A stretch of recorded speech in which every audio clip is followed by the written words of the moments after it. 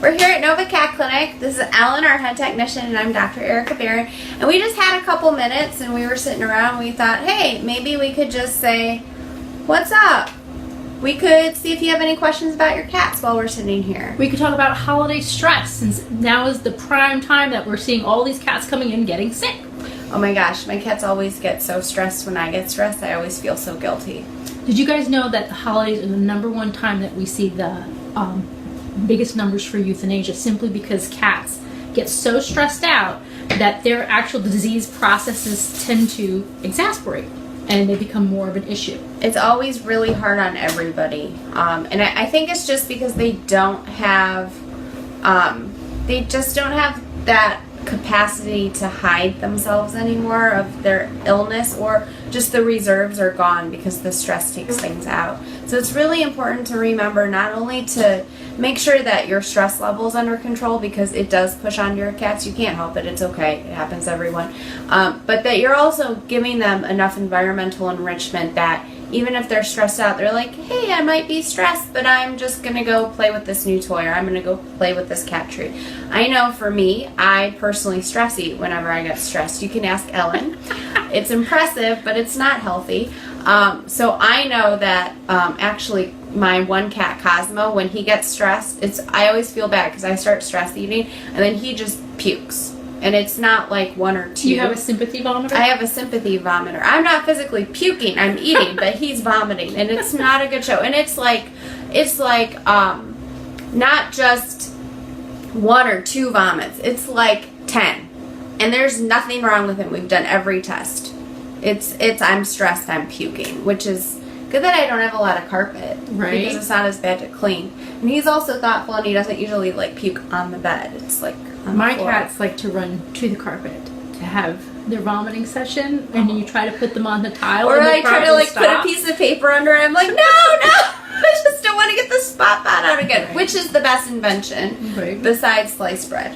There you go. Yeah. Did you guys also know that the holiday season is also the prime time that most of you owners fail to fill your medications?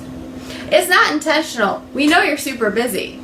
We are too. We get it. And most animals during the holiday seasons do not get their medication that they need, such as their thyroid meds, their blood pressure meds, their heart medication, etc. So this is another reason why we see so many sick patients throughout the month of November, all the way extending into January, simply because families are failing to medicate their pets properly, and therefore the disease process goes on and they get sick, simply because you have missed some medication doses that are actually really essential for your pet.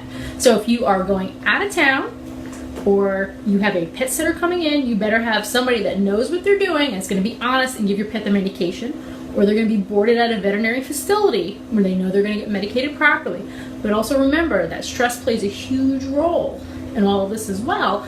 So if you're not giving your pet its medication, you're going to run into some problems. All right, we're up to 10 viewers right now. Yay! Does anybody have any questions? We're here. We're happy to answer any questions that are pertinent to your cat's health. The other thing that happens that some people forget is if you do go out of town and you do have a pet sitter, make sure you have a handwritten note that says that this person is okay to take them to the vet. They can make medical decisions. They can, because especially for people who are going to different time zones or overseas, sometimes it's really hard for us to get a hold of you, and then it just puts everybody in an awkward spot. Because remember, not awkward, it is downright frustrating. Make sure that somebody is going to be able to take care of your pet, and the veterinary office can actually deal with somebody at that point in time. Not a 3-4 hour window. Yeah, and the other thing to remember is, not only do you want them to, have the ability to make medical decisions for your pet, if you're out of town, if you are going out of town and you have an older pet or that's been sick or had a chronic disease for a while, and you think that they might have to be put to sleep while you're gone, this always happens, and no one ever plans for this. Tell the person what you want. Like, do you unfortunately want their ashes? Do you not want their ashes? Are you okay with them putting them to sleep? What's your end point for them to be put to sleep? Those are things you need to communicate with the pet sitter, so they're not in a tough spot, because it's not fair to anybody when that happens, and it's never intentional. We don't think it's intentional. The pet sitter doesn't think it's intentional. Just try to make it so if it happens, they have, things, right. They know what to do. Especially if you're leaving a pet that's considered critically ill or in hospice care. That's extremely important that your veterinarian has an actual communication between the owner and the pet sitter, and they know exactly what you want to have done. So that's really important as well. Does anyone have any questions? Feel free to type them in because we can read. Anybody? Oh, hey, did you see the new dental product I got? Oh, I heard about it. It's really cool. Everybody knows I love the products by VetriScience, and now they have a new one called Perio Support Pro. And all the Pro lines are only sold through your veterinarian, so you can't go running to Amazon or PetSmart or whatever and go out and go get this. Most of the post-dental products are meant to be used when you have a professional cleaning done and you start a product within a few days that helps maximize the space between, professional dental cleanings. This product, though, is actually pretty cool. It doesn't replace the dental cleaning, but it allows the older pets that have critical conditions, that have horrible mouths, to have the opportunity to have a little bit of a healthier mouth by helping softening the plaque and tartar on their teeth and around their gums. Yeah, I think the rep, when they talked to us, said that within a week, halitosis or bad smelling breath was gone for most patients, which I thought was pretty great. Right. I know my parents' dog, the cutest miniature schnauzer, female miniature schnauzer, the cutest male miniature schnauzer was Rocky. Cutest female miniature schnauzer is Karma, and she can't have a dental right now because she has some underlying heart things we have to sort out. So I was gonna take some of this home for her the next time I go to Cleveland. Have you smelled this? I can't smell, remember? Gosh, she can't. I was born without a sense of smell. She's actually really lucky because she doesn't smell diarrhea, vomit, anal glands, nothing. But she can go walking around and be like, "You smell." She's like, "Really?" I can't tell. I usually have my husband smell me before I walk out the door. If I haven't, I usually shower in the morning. I'm an evening and morning shower, but he usually sniffs me and makes sure I'm okay. Anyways, this smells slightly like that Panda Bear licorice that you find in the grocery store sometimes. I love licorice. It's so good. How can you taste something without a sense of smell? It's just different. I don't know, because I never had a sense of smell to know what's different. I like strong tasting things, I think. Anyway, what this product can do is you can sprinkle it on wet food, you can sprinkle it on dry food. I sprinkle it on the dry food in my house because my cats have to eat a prescription diet, and I'm able to sprinkle this on, mix it all around, and they love it. I mean, my cats are usually pretty persnickety when it comes to treats, etc., but they absolutely love this product. So this is a cool thing to ask your veterinarian if they carry this line of product when you get your pet's teeth cleaned. So Kate Miller asked, what kind of toys, treats, and foods that can help with my cat's dental care? So the Peri powder is a good idea. They also, I saw in the pamphlet, and I have to warn you, we've only known about this for a week or so. The thing in the pamphlet also said they have a treat form of this. I don't know anything about that. I really like Tartar Diet by Hills. I don't have as much experience with the Royal Canin product, do you? It looks like this. It's a different brand, same type of biscuit that helps. It's more abrasive, that helps break down plaque and tartar that way. What you have to remember is that these treats are super fatty because they spray them with fat to get the animals to eat it. So of course they're going to like them a lot better. Oh gosh. Hi, Mom! Hi, Ellen's mom! So I like TD because it sort of brushes the outside of the teeth. But as Ellen's mentioning, if you give a handful of TD, you got to take 2 handfuls away of regular food because there's a lot of stuff in it. In terms of other things, some people like MaxGuard. Some people like those greenies that those cats eat whole. Those greenies don't do anything for dental tartar. Yeah, so, I would go by what others, whatever your regular veterinarian recommends. Nothing replaces a dental. Nothing replaces brushing teeth. I have never been able to brush a cat's teeth. None of my cats would ever deal with that. I've always tried, and it's just I feel like they just laugh at me. But there's a lot of cats that would let you do that. So I have a really good friend, one of my best friends from growing up. She had a Weimaraner, and I will say that her veterinarian told her to brush her dog's teeth every day. And she brushed her dog's teeth 2 times a day because she made it a habit. Whenever she brushed her teeth, she brushed her dog's teeth. And that dog never needed a dental. Now, unfortunately, he needed 1 or 2 foreign body surgeries because he ate hair ties. And he was a Weimaraner, so he would be like, we see these cats that eat so many hair ties, and we take out like globs of them. And poor Webb, he ate 1. But it was like, really?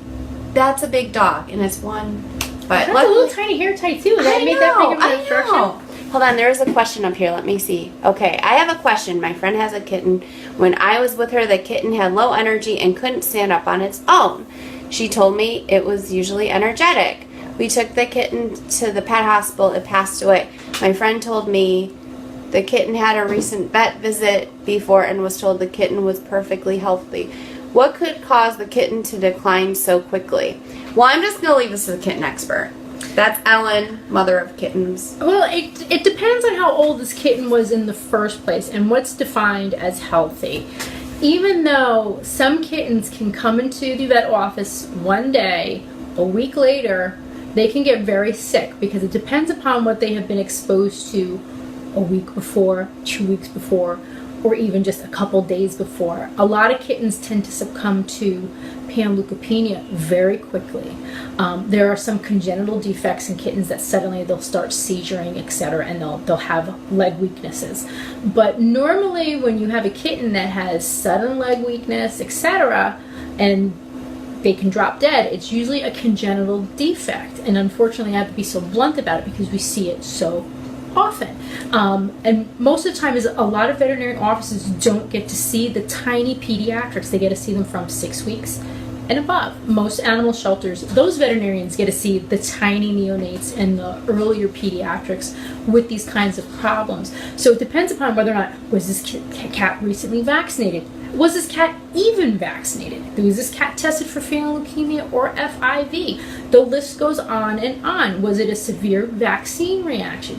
You don't know unless that veterinarian either sends that kitten off for a necropsy with histopath involved. There's no such thing as a true necropsy without histopath. So you can exactly find out what happened to this kitten. Or they do one in-house and they send certain organs off for histopath to see what actually happened. You just can't do a visual and be like, it's panleukopenia. Doesn't happen that way. Or do a visual and say, it's FIP. You have to do the whole picture versus just getting a visual. So there are going to be a number of things that happen to that kitten. It's not your veterinarian's fault. That kitten could have been perfectly healthy that week and several days later gotten very ill. It's absolutely possible. So unless they have actually done a necropsy, you're really not going to find out what that kitten passed away from. Right. And there's a whole list of other things that Ellen didn't mention that could be wrong. You could have feline leukemia. Yep. You could have chlamydia. I mean, there's so many things. I'm sorry that happened though, because I know it's rough losing anyone. And the other thing is, remember, cats are a species of prey and predation. Even as a kitten, they're supposed to hide anything that's wrong with them until they physically can't. Right, and a lot of times, and you really don't know something's wrong with a kitten until one afternoon you're like, hey, you just don't look right, but you were playing earlier today. That's how fast the cat can get sick, especially pediatrics and your geriatrics, because you're dealing with an animal that doesn't have a lot of body fat to begin with. They're already immune compromised, because you have to remember the very young and the very old are the ones that tend to get sick very, very quickly because their immune systems are very compromised. And the other thing is, just like pediatrics and people, they are quick to go down, but they're also quick to recover when they recover. Right. I mean, my daughter was hospitalized for aspiration pneumonia that morning. I thought she was okay. I thought she just was a little dumpy, but not like when Shosh was sick that first time. That was bad. But she's fine now. But yeah, I'm sorry that happened though, because it's rough when kittens are sick. It's very, very difficult when kittens are sick, especially when you don't know what's going on. You throw the whole kitchen sink at them, and they still succumb to whatever disease it is, and you're kind of left there going, what did I do wrong? A lot of times you didn't do something wrong. It's something with the kitten itself that you didn't understand that there was an actual disease process going on the entire time. Yeah. Real fast, does anybody else have any other questions? And we'd also just like to see, where's everybody from? Feel free to mention, because Ellen has to go soon. I have Scott to go. needs the car. Does anyone have any other questions? Also, if you like this and this style, we can try to do this on Wednesdays when if I get through my procedures quickly. We tried Periscope. That didn't work out very well. Well, Periscope went under. Oh, did I know Yeah, that? it went under. Because Facebook Live, basically what happens with Facebook is Facebook's like, oh, that's a good idea. I'm going to steal I'm it. going to steal it. Oh, wait. Instagram has stories. Okay, I'm gonna steal.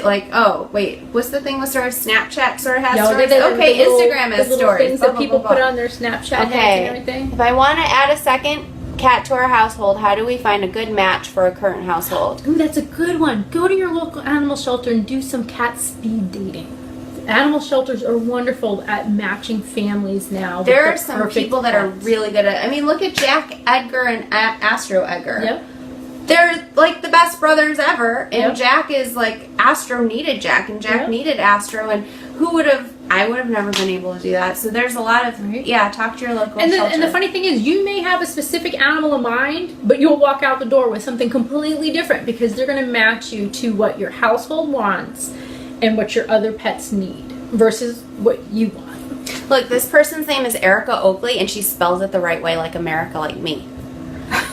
And her question is, are there specific ingredients in cat food that we should watch for and avoid? That's like a million-minute question, but that's okay. Ellen's going to give you the 2-cent version. The 2-cent version is this. If you can't pronounce it, and it's the first few ingredients, you got a problem. You have to remember that byproducts are okay, because you have to remember byproducts are organ meats.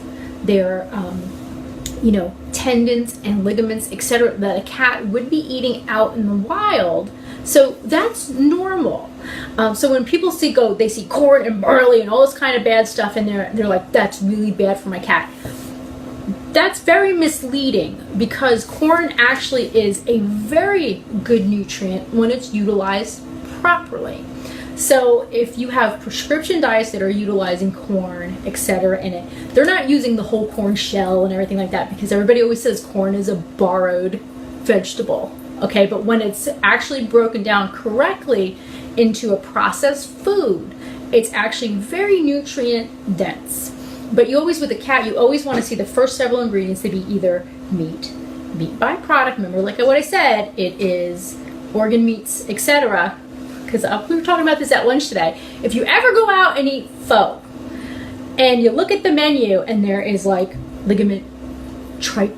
That's why it tastes so good. Because I don't eat that stuff. I push that byproducts. gross stuff out of my way, and I just eat the soup. But those are tastes byproducts. good They're nutrient dense, it's and they're really good for your you. hair and your skin, and just your overall inflammation is good. But there's all this misconception out there of like, this food bad, this food is bad, and this food is bad. You should be eating this food only.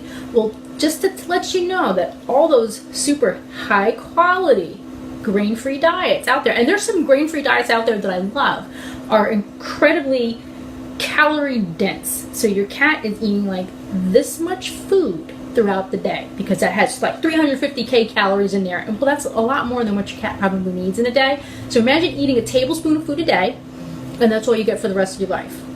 That's what you're doing to your cat. So that's why it's really essential when you speak to your veterinarian on what diets are appropriate for your cat, and it has to go about with their activity level.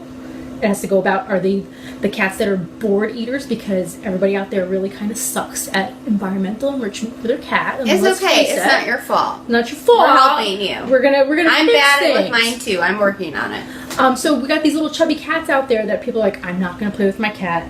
I'm not gonna go out and get all these toys. I'm not gonna do this. Well, I mean, there's nothing else to do other than eat. That's the biggest pleasure center right there. You eat something, you feel good. Way. It's like eating like ice cream on the couch. I know, me too.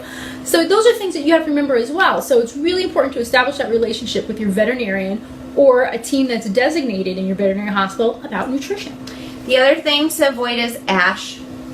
Like anytime there's a lot of ash in a food, don't feed it. That was like the biggest thing way back then. Do you that. see the 9 Lives food don't that feed had ash on it, or ash is a bad idea. Yeah. Well, 2 quick follow-up questions. The first one, Megan Myers asked if she has an older cat and a senior cat, is there any harm in feeding them both mature weight control food, because she wants to continue with the free feeding, but she's worried about the weight. You should talk to your vet in person about that. Yep. Because it just depends on what their individual needs are. The senior cat, I know there's different names. Like sometimes it's mature, sometimes it's senior, sometimes it's geriatric. Now we have cats that are living into their 20s. Which they is should have awesome. like super senior food. Yeah, super senior, and give them a crown. But it sort of just depends. And one of them might need more fats. One of them might need more proteins. That's kind of a bigger question, and it's probably okay to free feed them, but you want to make sure you're giving the one who's younger and the one who's older. I always think of it as crib feeding. Do you know what crib feeding is? It's a term I learned when I took sheep production. And basically what it is the farmer will have kind of like a grate. I was like, so the only one can get its head through it? No. So the little baby lambs can get through the gate to get better quality food and have more access to it, but the older fat ewes can't get to it. That's like so, that. Like that's the like thing that in box that we guppies. make. That only the little Yeah, cats there's can go in. what's that microchip feeder called? The SureFit? Is it called SureFit? And that it's like that one that opens up. Yeah, there's all a microchip feeder. Your cats have microchips. You can go on Amazon. I think it's called the SureFlap, but I might be wrong. And you can make it so it only opens for that cat. right, and like the certain amount.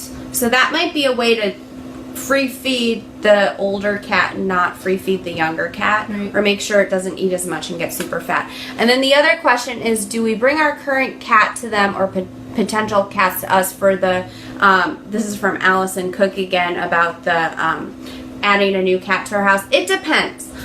It totally depends on who you go through.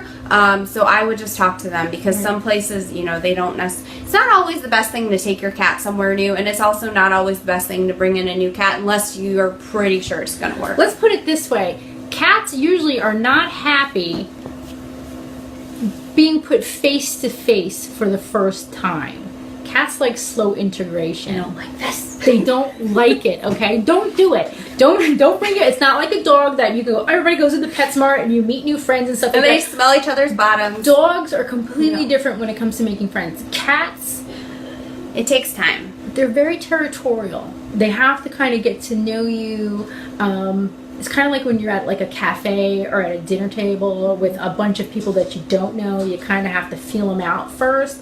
So that's Or you why. could be like me and just start talking. Right, That's you're what like, I do. use this social butterfly here. So it's kind of like that, and that's why it's recommended when you bring a new cat home, the new cat goes in a spare bedroom or whatnot. So the other cat in the house still has its territory, and you're integrating a new cat in. Yeah. You're not going to change the current cat. You're introducing the new cat. Don't stress out the current cat. That's the worst thing to do. Yeah. So, and the other thing to remember is there are whole books written on by veterinarian behaviorists who are veterinarians who had more training and went to school much longer to specifically do behavior. And there's ways to do this properly so it works. For example, do not do what I did. I just plopped both my cats together. They still hate each other 10 years later. They deal with each other, but I think if it were up to them, I'm pretty sure Cleo wants to be an only cat. Right, and there's some households like my house that I can bring any kitten in, and they're going to be welcomed by my cats. She has nicer cats than me. It's Because okay. I have cats that love kittens and stuff like that. So, that's a big thing. And unfortunately, I think I'm probably one of the only people around here that has a cat that goes into a horrible depressive mode and gets a huge herpy flare-up when there isn't a kitten in the house, which I'm going to dread when Winifred leaves, because Benny is going to have a huge herpy flare-up. Well, and he's going to go into a depressive state. if he wants and it's to gonna be borrow very Cleo, sad. I think Cosmo would be happy. So, Well, we really enjoyed doing this today, everybody. Ellen has to go because Scott needs the car. But if you liked this, feel free to share it. Feel free to send us more comments on Facebook if there's questions you want us to answer. We're going to try to do this maybe once a week. Does that once a work week. for you? Something And remember, like that? you can find me on Instagram as the Cat LVT. Give us some feedback on there as well, because I do share a lot of stuff on the NovaCat Instagram from time to time. And you're more than welcome to ask questions, and then we can kind of figure out what we're going to talk about next week. Yes, and if there's something specific, put like stars by it and maybe say like hashtag. Why don't we make it the hashtag so we look for it? Let's call it like hashtag Facebook Live NovaCat or something. Or you could just be like hashtag NovaCat. I don't There know. is I don't a really. hashtag Nova Is Cat there? because there's a Nova Cat Rescue versus Nova Cat Club. Well, then don't do that one. Don't do that one. Do hashtag Q&A MCC. We can look for that. Hashtag. Right. All right. I need to work on my hashtags. Well, I have to go. It's time for bye, me to leave, everybody. so bye, Thank everybody. you. Thank you. I don't know how to turn it off. Oh.